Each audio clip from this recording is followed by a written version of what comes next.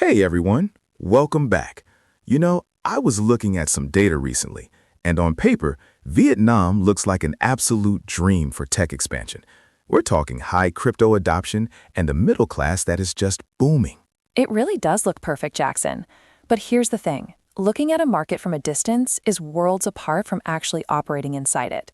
I'm Nia, and this is the Vietnam Play podcast, made possible by 43.1, your full-stack market entry partner for foreign tech, fintech, and Web3 companies. Exactly. It's like that watch collection metaphor we were discussing. You don't start a serious collection with a delicate, complicated perpetual calendar. You start with a reliable foundation to understand the mechanics first. That's a great way to put it. Many companies rush in because they're afraid of missing out, only to pull out 6 months later because they weren't actually ready. So let's dive into the systematic checklist to determine if your company is truly prepared to make the move. I love that watch analogy you brought up earlier, Nia. It really grounds the whole conversation. If you think about it, a lot of these tech founders are like people who walk into a boutique, something expensive. You're spot on. And the gears in this scenario are your core product mechanics. One of the biggest pitfalls I see is companies trying to use a new market, especially one as dynamic as Vietnam, as a laboratory to fix a product that's already broken back home. It's a classic mistake. They think, well, we aren't getting traction in London or San Francisco, so maybe the Vietnamese market will be more receptive. Which is basically like saying, my car's engine is smoking, so I'll just drive it on a much more difficult road and hope it fixes itself. Precisely. Vietnam is a place to scale a working model, not to test a flawed one. If you haven't solved a universal problem first, you're just exporting your issues. You need to have that proven model where you know exactly who your users are, and more importantly, why they are actually willing to pay for your service. So it's about having a working engine before you even think about the terrain. I like that. You mentioned that once you have that engine, market entry becomes more about tweaking the suspension. What does that look like in practice for a fintech or a Web3 firm? It means you're not questioning the core value proposition. You know the car runs. Now you're just adjusting it for local roads. Maybe that means changing how the user interface feels or how the onboarding flow works. But the fundamental reason the product exists remains solid. If you're still searching for product market fit, the advice is simple. Stay home. Figure it out there first. Vietnam moves too fast to be a testing ground for basic concepts. That makes total sense. It's about entering from a position of strength rather than a position of desperation. If you're coming here to save your company, you've already lost. But if you're coming here because you've mastered your craft and you're ready for a new challenge, then you're starting on the right foot. Exactly. It's about professional readiness. It's about being able to say, our system works, our unit economics make sense, and now we are ready to apply this logic to the Vietnamese context. It's a shift from, will this work, to how do we make this work here? And that shift is huge. It changes the entire culture of the expansion team. Instead of being in a state of panic, they're in a state of adaptation. They're looking at the local nuances not as obstacles that might sink the ship, but as puzzles to be solved to optimize an already successful machine. And that leads us directly into the next big realization, which is that adaptation is a lot more work than people realize. It's not just a coat of paint. It's a deep dive into the local psyche. This is where I think a lot of people get tripped up. They think localization is just a fancy word for translation. They hire a translation agency, swap the English text for Vietnamese, and think they're good to go. Oh, that's the ultimate trap. It's the most common way to fail. If you just translate the app interface, you've done the bare minimum. And in a market like Vietnam, the bare minimum gets you nowhere. True localization is about cultural context. It's about understanding the specific habits of the local users. Can you give me a concrete example of that? Like, how does a perfectly translated app still feel foreign to someone in Ho Chi Minh City? Think about a fintech payment app. You can have every button perfectly translated into Vietnamese. But if your app doesn't integrate with Momo or ZaloPay, it's practically a paperweight. Vietnamese users have very specific expectations. They expect seamless QR code payments because that's how the economy moves there. If your onboarding flow feels like it was designed for a European bank account setup, people are going to drop off instantly. They'll just go back to the local alternatives that get them. That's fascinating. So it's not just what the app says, it's how the app behaves. It has to mirror the digital life the users are already living. Exactly. And it's not just fintech. Look at Web3.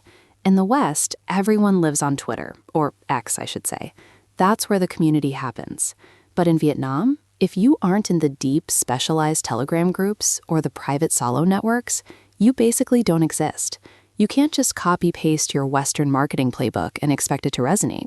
It sounds like you have to be willing to tear up the manual a bit. You really do. You're ready for Vietnam when you actually have the budget and, more importantly, the patience to adapt your product to the local reality. It's an investment in understanding the unwritten rules of how people interact with technology. If your user experience feels foreign, you've already created a barrier to entry that no amount of marketing spend can overcome. It strikes me that this requires a certain level of humility from the parent company. You have to admit that your global standard might not be the local gold standard. That is a very tough pill for many founders to swallow. They've spent years building what they think is the perfect product. To be told that the way people pay for things or talk to each other in Vietnam requires a total rethink of their UX, that can be hard. But the ones who succeed are the ones who embrace it. They don't see it as changing their product so much as translating the experience, not just the words. It's almost like learning a new social etiquette. You wouldn't walk into a formal dinner in a different culture and just act exactly like you do at home, right? You'd observe, you learn the customs, and you'd adapt so you don't offend anyone or stand out for the wrong reasons. That's a perfect comparison. If you stand out because you're foreign in a way that's inconvenient or confusing, you're done. But if you stand out because you're a great product that feels like it was built specifically for the local market, then you've got a winning hand. So we've talked about the product and the tech, but there's another layer to this that feels even more human. You mentioned that business in Vietnam is heavily relationship-driven. That sounds like something you can't just automate with a good SaaS platform. You absolutely cannot. This is the relationship economy, and it's where many Western-centric tech companies hit a brick wall. They are used to high-efficiency, low-friction environments, where you can secure a partnership through a series of cold LinkedIn messages or a well-crafted email sequence. In Vietnam, that approach is almost entirely ineffective for anything substantial. So no scaling the trust-building process? Not in the way people think. Trust here isn't built through a slide deck. It's built through coffee. Lots and lots of coffee. Agreements often happen after multiple face-to-face interactions. It's about shared networks and who can vouch for you. If you want to navigate local compliance or secure a major business development deal, you need someone who can sit across the table and actually look the partner in the eye. I've heard this described as business tourism versus actual market entry. That is the perfect term for it. I see it all the time. Executives fly up to Ho Chi Minh City for a 3-day conference, they collect a stack of business cards, they have a couple of nice dinners, and then they fly back to London or Singapore and wonder why those leads aren't turning into signed contracts. That's tourism. It's not a strategy. It sounds like there's an unwritten rule element here. Like you need someone who understands the subtle cues in a conversation that an outsider would completely miss. Precisely. You need a local presence. Someone who speaks the language fluently, of course, but also someone who understands the cultural nuances of negotiation and partnership. You know you're ready for Vietnam when you stop trying to manage everything from a remote office and commit to building genuine local roots. You have to realize that a local handshake is worth significantly more than a dozen Zoom calls. That must be a huge logistical challenge for a startup, though. If you're a mid-sized fintech firm, you might not have the resources to just open a massive office and hire 50 people on day one just to get coffee. And that's the tension. You need the local presence to succeed, but building that presence from scratch is incredibly slow and legally complex. You have to navigate tax compliance, local employment laws, and foreign ownership limits. It can take months just to get the legal entity established. By the time you're actually ready to start building relationships, the market might have already moved on. So you're stuck between a rock and a hard place. You can't do it remotely, but doing it locally is a massive operational drag. It is, unless you change how you think about local presence. You don't necessarily need a massive internal team on day one, but you do need a fractional local unit, something that acts as your immediate plug-and-play office. This is what we focus on at 43.1. We provide that local skin in the game, the people who are already in those Telegram groups, who already have the relationships with local gateways, and who can represent the brand in person while the parent company focuses on the high-level strategy. It's like renting the trust and the infrastructure while you're building your own. It allows you to move at the speed of the market rather than the speed of the bureaucracy. Exactly. It's about removing the friction. If you're waiting 6 months for paperwork to clear before you even start talking to partners, you've already lost 6 months of user acquisition. In the tech world, that's an eternity. Let's pull back the curtain on that fractional unit idea for a second. It sounds efficient, but how does it actually work in a way that doesn't just feel like hiring another agency? Because we've all hired agencies that just end up being more work to manage than the work they actually save you. That's a fair concern. The difference between a standard marketing agency and a fractional local unit is the depth of integration. An agency usually just takes a brief and executes a campaign. A fractional unit, like what we provide at 43.1, acts as an extension of your own team. We're handling the groundwork, the local compliance, the localized content, the community management, even the business development. So it's more like an office as a service? In a way, yes. It's about giving a company all the benefits of a local presence without that heavy operational overhead of setting up a full legal entity and HR department on day one. Think about the legal complexity alone. Navigating foreign ownership limits in Vietnam is not something you want your lead developer or your CMO to be spending their time on. Right. You want them focused on making the product great, not filling out local tax forms in a language they don't speak. Exactly. By using a fractional model, you get to test the waters with real experts who are already on the ground. It gives you the ability to acquire users now. You get to see how the market responds to your localized product in real time. And if it works, you have a foundation to build on. If you need to pivot, you haven't sunk millions into a massive, rigid corporate structure. It's a way to be agile in a market that usually punishes the unprepared. Precisely. And it addresses that relationship problem we talked about.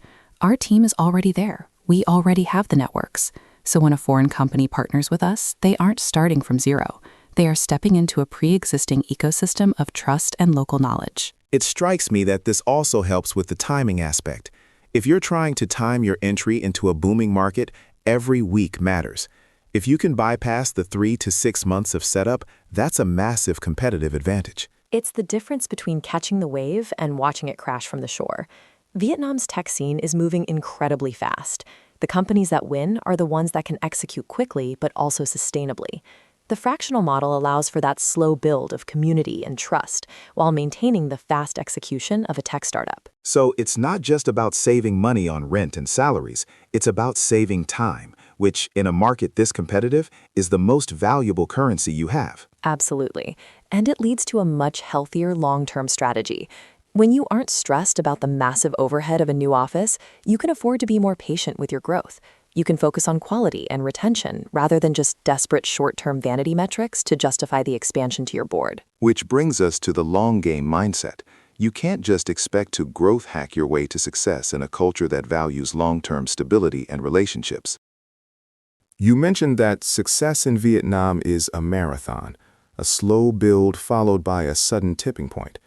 That feels a bit counterintuitive when we talk about tech and startups, where everything is usually framed as a sprint. It is a bit of a paradox, isn't it? On the surface, the pace of change in Ho Chi Minh City or Hanoi is dizzying. But underneath that, the foundations of business are very traditional.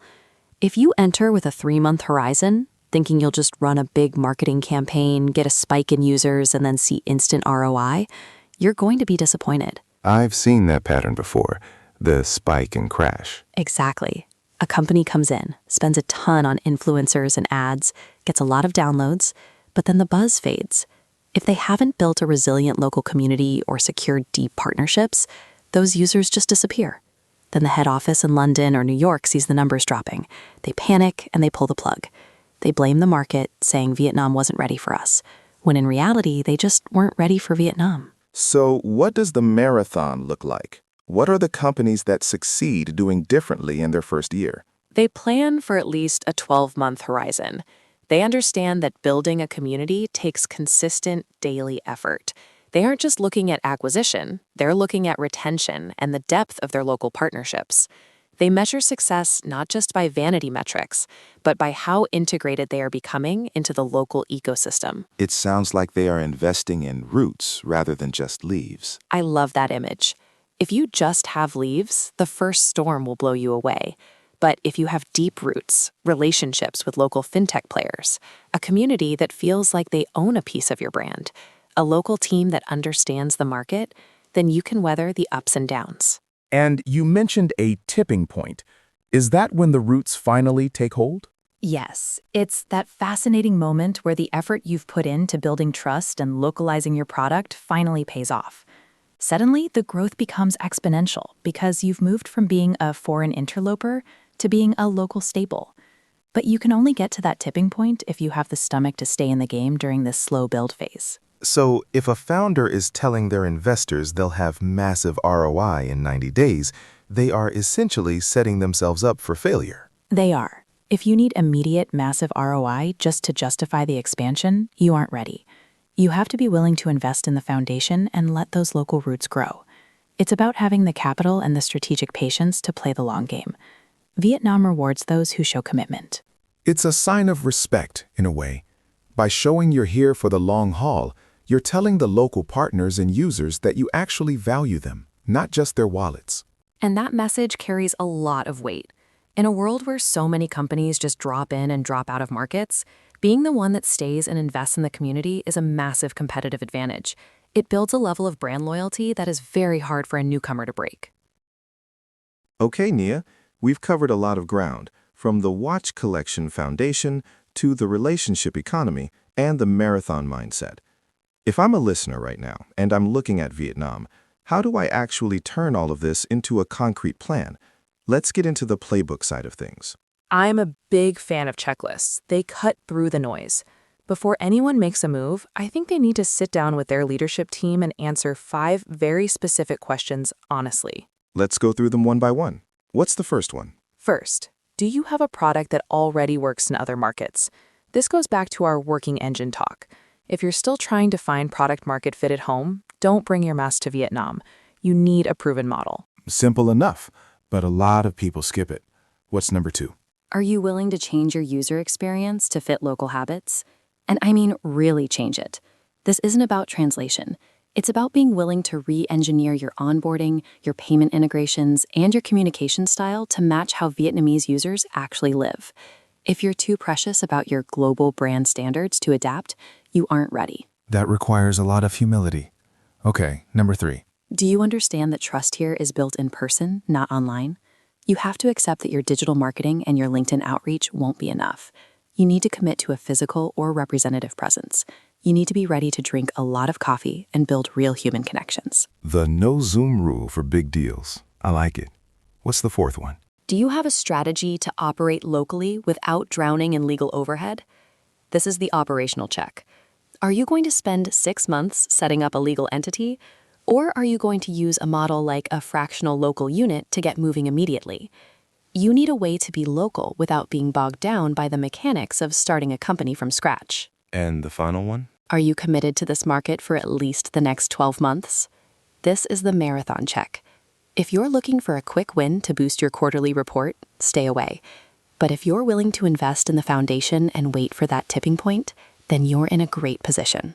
So, if a team can honestly say yes to all 5 of those, what's the next step?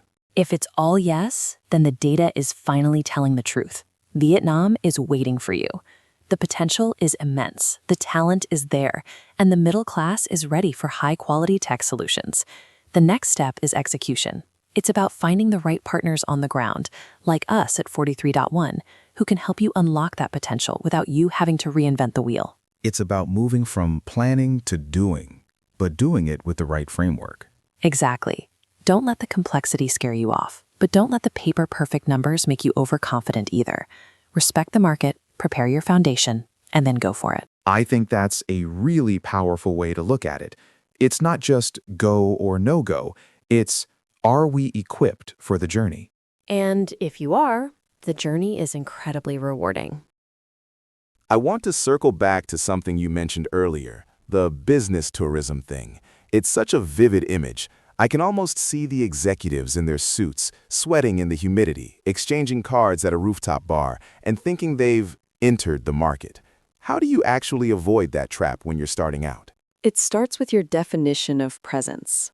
If your presence is tied to a flight schedule, you're a tourist. If your presence is tied to the local community's daily life, you're a player. To avoid the trap, you need to stop thinking about trips and start thinking about integration. So instead of a 3-day sprint in the city, what should they be doing? They should be looking for ways to have a continuous daily presence. That's why we emphasize the fractional unit so much. If you have a team on the ground, even if it's not 50 people in a branded office, that team is attending the local meetups every week. They're in the Zalo groups every day.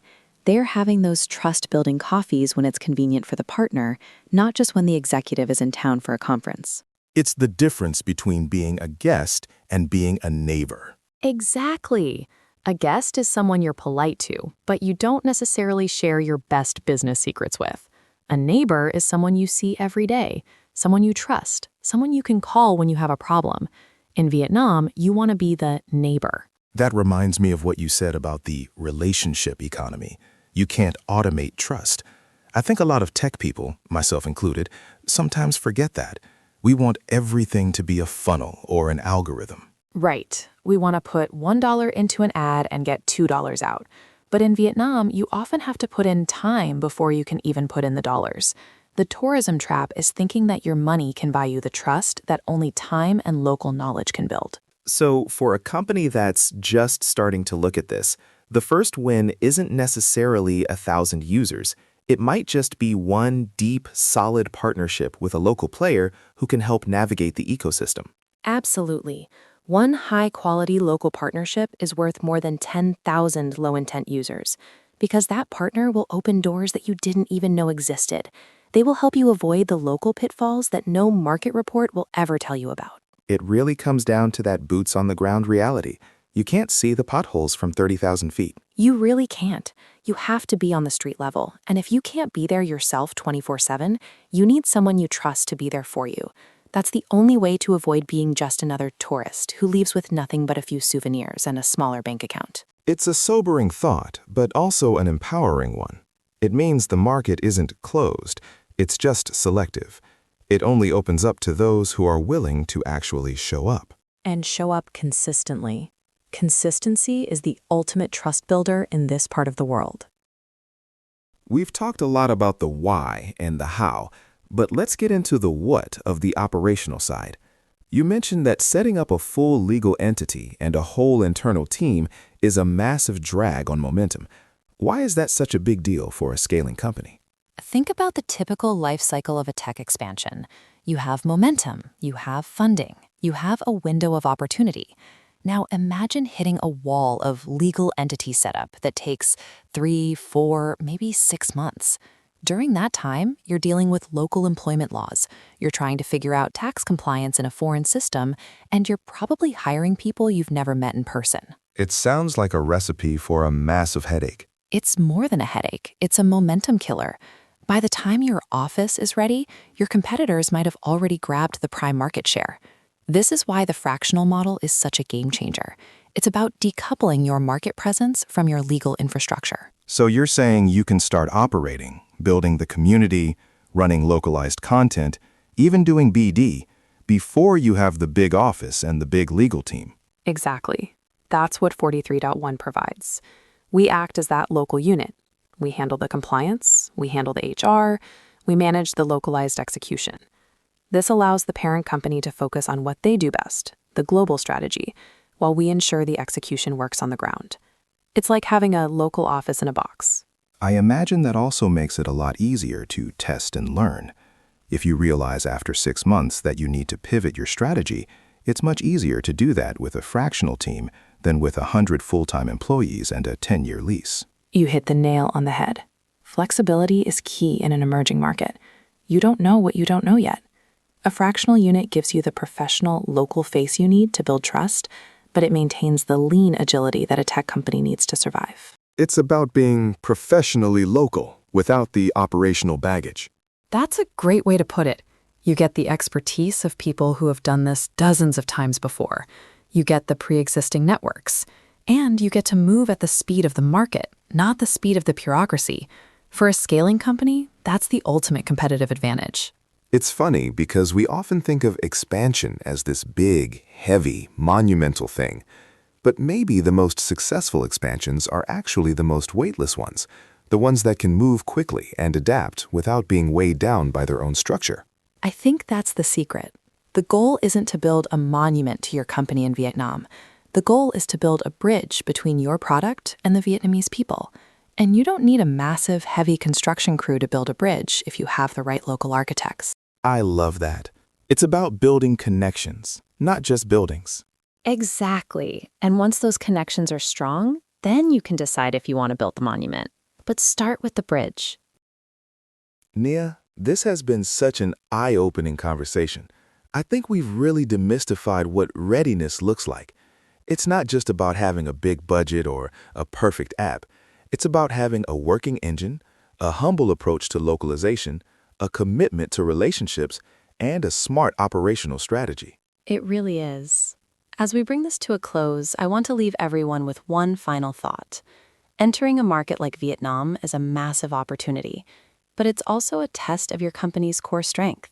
It will reveal every crack in your product and every weakness in your strategy.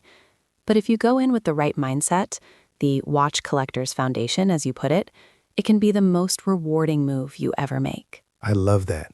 It's a challenge to be better, not just to be bigger. So, to everyone listening, I'd encourage you to take that 5-point checklist we discussed and actually run your company through it. Don't just gloss over the questions. Really dig into them. Are you actually ready to change your UX? Are you actually prepared to play the long game? It's a great exercise for any leadership team. Even if the answer is not yet, knowing why you aren't ready is just as valuable as knowing why you are. It gives you a roadmap for what to build next. Exactly. It's about being honest with yourselves so you can be successful with your users. Well said, Jackson. Thank you so much for joining me in this deep dive.